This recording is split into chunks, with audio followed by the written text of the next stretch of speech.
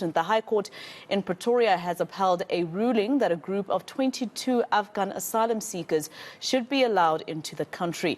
Now, the Minister of Home Affairs, Dr. Motsoaledi, initially opposed their bid to apply for asylum, saying our sovereignty is being abused. Now, last month, the department received a letter from a law firm representing the Afghan nationals, arguing that they should be allowed to go through the application process. Will this ruling open the floodgates? Well, the Home Affairs Minister joins me now in studio just to tell us more. Minister, thank you very much for your time and for coming into studio. Just firstly, earlier this week when the court made that ruling, the department said that they would follow the law. But I understand that there's been some changes now with regards to these 22 Afghan nationals saying that they're going to assist with medical supply or something in Cape Town that has made you change your mind as a department? Thank you, Marcel. I've just read that in the Sowetan, and I regard that as a big insult. For somebody to insist on coming to our country and go to the people and say, after all, I am coming to help you. I know you have got a need. If you have got a need, you are the one who must ask. Yes. Yes, and by the way, I don't know when they say they are medically trained, what do they mean? If they are like me at my level, I mean, I'm sure you are aware, I'm a junior graduate in medicine. I don't have a senior degree. We don't have any need for those. There are many of them who are unemployed in our country. If it is specialists, if they are specialists, we have got lots of specialists here from other countries.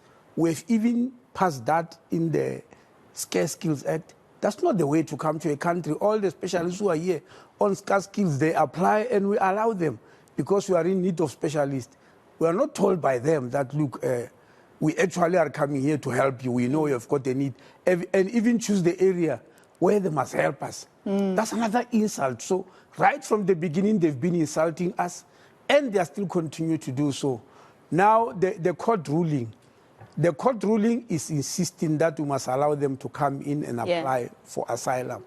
They say we must allow them in terms of Section 23 of the Immigration Act to enter the country and apply for asylum. As for now, they've not yet come to, and of course, you are right, you are worried that this may open the floodgates. Because if you read that judgment, simply it says anybody anywhere in the world who feel unsafe for whatever reason, rush to South Africa.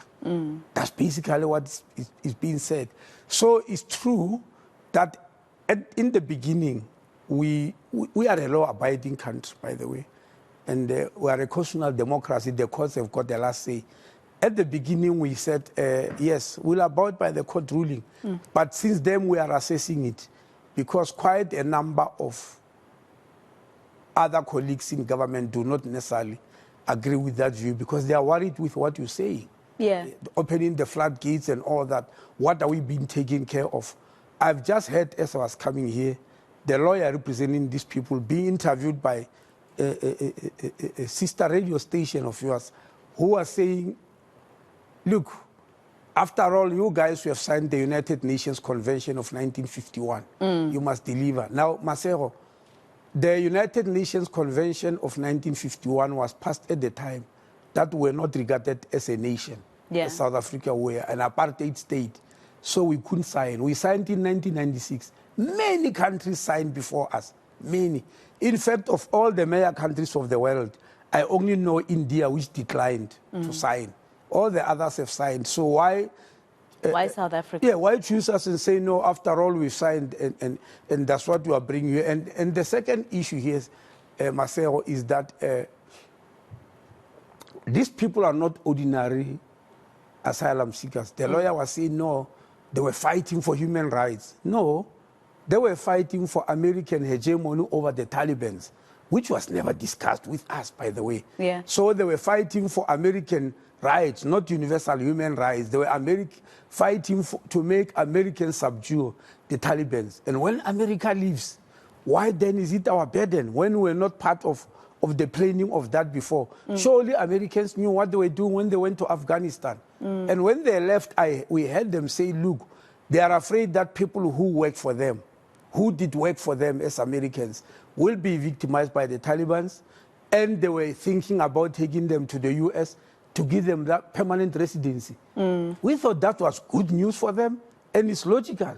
Now, all of a sudden, of all the countries in the world, we are the ones who are targeted to carry that job. Yeah. I mean, it's something I can't just reconcile myself with. So South Africans are also quite concerned about the security background of these 22 individuals, whether or not the department or at least the court has their security background. Well, look, if you read that judgment, all the court is saying they accept the view that they are being threatened by the Taliban without any background. Yeah, without any background. That's what South Africans are concerned about. Yes, I'm also concerned.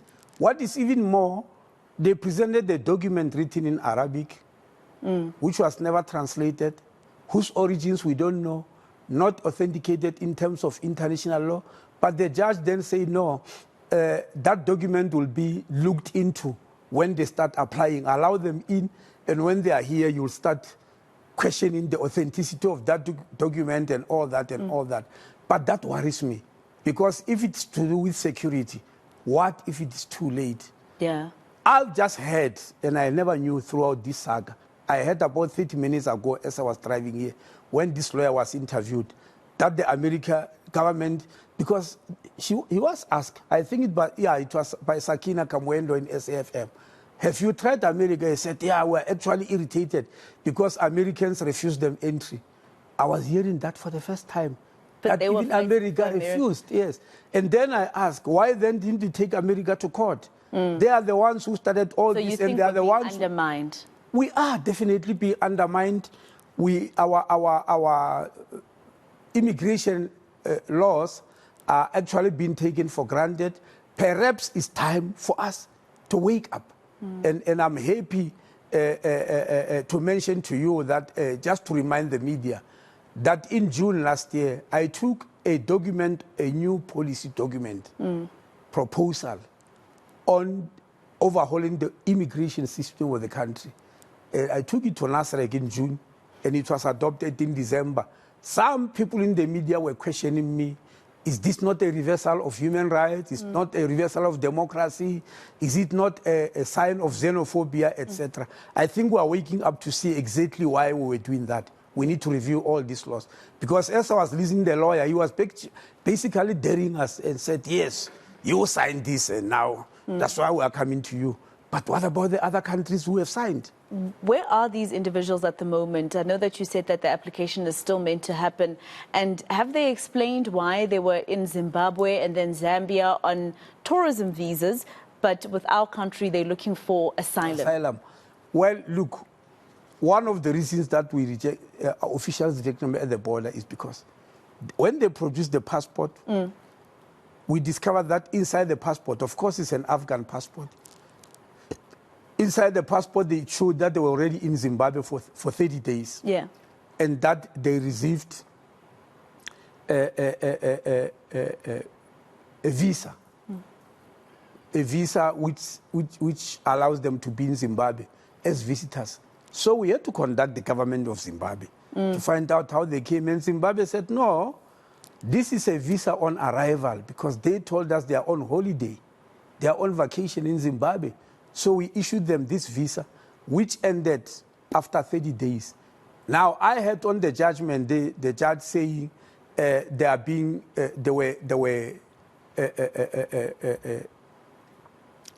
were expelled out of Zimbabwe. I'm not using the exact word. Something like that they were deported or they've been sent away. It's not true. Zimbabwe just gave them 30 days, and at the end of that 30 days, they had to leave. Yeah. And where did they leave to? South to Zambia. Africa. Oh, yes, to Zambia for where they applied for the same visitor's visa. Yes, but when it comes to South Africa, you are right. It says now it's asylum seeking. They are seeking asylum. But I heard the lawyer again when I came here a short while ago. When Sakina asked him exactly where are the people, what are they doing now? He said, on second thought, because of this big national uproar in South Africa. We won't tell you where they are. We know they are in Zambia. He said they are reviewing whether it's wise to bring them here after this national uproar. And I said, but South Africans have to have an uproar, like you are saying, worried about security, worried about who these people are. And so they are still in Zambia. They haven't yet arrived. Okay. And I heard from him for the first time that they might be reviewing the case. Just very quickly, Minister, because I have to head back to Braamfontein. In fact, as you can see there, the students are protesting. Just very quickly, so has the department decided it's not going to necessarily just take this lying down? You're going to appeal the court's decision? At the first instance, look, we are a law-abiding department, law-abiding country. We know we are a constitutional democracy. At the first instance, we thought, no, let's accept the judgment and take the issue forward. But on second thoughts, and also some colleagues in the government are not necessarily satisfied about distance, and they said we must relook at the issue. We are relooking at it, including asking for legal advice outside the department from other legal experts.